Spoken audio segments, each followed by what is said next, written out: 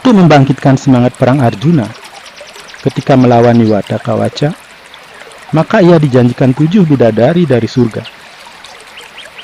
Apabila Arjuna sampai mati di medan perang, maka ia akan dijemput oleh 7 bidadari cantik untuk dibawa ke surga. Hal inilah yang berkembang di kalangan kaum ksatria yang akan berangkat ke medan perang. Para ksatria selalu siap mati di medan perang, karena yakin kalau harus mati di medan perang, maka para bidadari akan menjemputnya dan siap dinikahi di surga.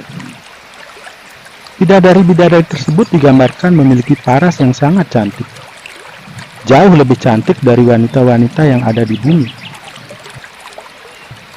Pertanyaan yang muncul sekarang adalah, berapa banyak Tuhan menciptakan bidadari kalau satu orang yang masuk surga akan diberikan 7 bidadari? Lalu muncul pertanyaan selanjutnya, apakah bidadari itu adalah makhluk yang berpikir? Kenapa manusia yang tidak secantik bidadari terkadang menolak untuk dimadu, sedangkan bidadari yang memiliki kecantikan yang tidak tertandingi mau untuk dimadu? Kalau bidadari itu diberikan pikiran oleh Tuhan seperti halnya manusia, tentunya masalahnya akan sangat rumit. Manusia yang sangat bodoh sekalipun terkadang berusaha menolak untuk dimadu oleh suaminya. Mereka yang menerima untuk dimadu, tentunya itu karena keterpaksaan. Bidadari yang digambarkan makhluk cerdas dan sangat cantik tidak akan mudah untuk dijadikan istri, apalagi sampai dimadu. Kecuali kalau bidadari itu bukanlah makhluk yang berpikir yang diciptakan Tuhan. Bidadari-bidadari itu mungkin diprogram oleh Tuhan untuk dijadikan istri bagi orang-orang yang masuk surga, untuk menyenangkannya. Tetapi ini pun tidak logis, karena tidak semua orang tertarik untuk menikah dengan makhluk yang tidak berpikir. Bidadari seperti apa yang dijanjikan kepada Arjuna adalah sebuah ilusi. Surga bukanlah tempat Arjuna untuk menikmati para bidadari. Surga adalah tempat yang membahagiakan. Dan kebahagiaan sejati tidak ada kaitannya dengan kawin-mengawini. Kebahagiaan bagi seorang anak kecil yang belum mengalami pubertas tentunya tidak ada kaitannya dengan seks. Organ-organ seksual yang dimiliki oleh manusia akan ditinggalkan ketika seorang itu meninggal dunia. Jiwa yang murni tidak akan terpengaruh oleh organ-organ seks yang ditinggalkannya ketika manusia meninggal. Lalu, apakah sebenarnya bidadari itu? Bidadari yang dimaksud yang berasal dari surga diambil dari bahasa Sanskerta, yaitu Widya dan Darya. Kata Widya artinya pengetahuan, dan Darya artinya memiliki atau pemilik. Jadi, ia yang memiliki pengetahuan akan sampai ke surga, tempat yang bercahaya, yang penuh dengan kebahagiaan. Widya Darya di sini tidak merujuk pada jenis kelamin.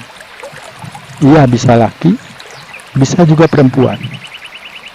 Jadi, jiwa-jiwa dari manusia yang memiliki kesadaran, itulah yang akan menjadi Widya Darya. Ia yang memiliki pengetahuan akan sampai ke surga, atau tempat yang bercahaya, yang penuh dengan kebahagiaan. Kecerdasan yang dimiliki manusialah yang akan mengantarkannya menuju surga. Surga adalah tempat yang damai, di mana tidak ada konflik. Jadi, manusia yang masih suka berkonflik tidak akan pernah sampai ke surga. Bayangkan kalau ada orang-orang yang suka berkonflik masuk surga. Bukankah surga akan menjadi tempat untuk berkonflik? Untuk menciptakan kedamaian di surga, maka jiwa-jiwa yang masuk ke surga haruslah jiwa-jiwa yang damai. Jiwa-jiwa yang masih memiliki ambisi untuk menguasai orang lain tidaklah pantas masuk ke surga. Kalaupun Tuhan memberikan tempat yang sangat indah bagi jiwa-jiwa yang senang berkonflik dan penuh ambisi, maka seindah apapun tempat itu akan berubah menjadi tempat untuk berkonflik, dan tempat itu layak disebut neraka. Dalam kisah Swarga Rohana Parwa diceritakan bahwa para Kaurawa ditempatkan di tempat yang sangat indah, sedangkan para Pandawa ditempatkan di tempat yang sangat buruk, panas dan sangat tidak nyaman. Namun dikisahkan, hanya dalam sekejap, para Kaurawa yang penuh dengan ambisi dan keserakahan merubah surga menjadi neraka. Sedangkan dengan semangat kebersamaan dan kecerdasan yang dimiliki oleh para Pandawa, tempat yang dianggap neraka berubah menjadi surga. Hal ini juga terjadi di dunia ini. Sebagus dan seindah apapun wilayah yang ada di bumi ini, namun apabila orang-orang yang menghuni adalah orang-orang yang dengan pikiran kacau, maka wilayah itu akan berubah seperti neraka.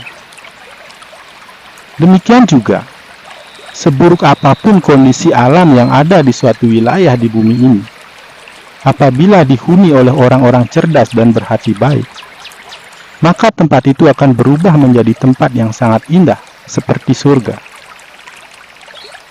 Jadi saudaraku, marilah kita ciptakan kedamaian dalam hati kita, sehingga akan menciptakan kedamaian bagi lingkungan di sekitar kita.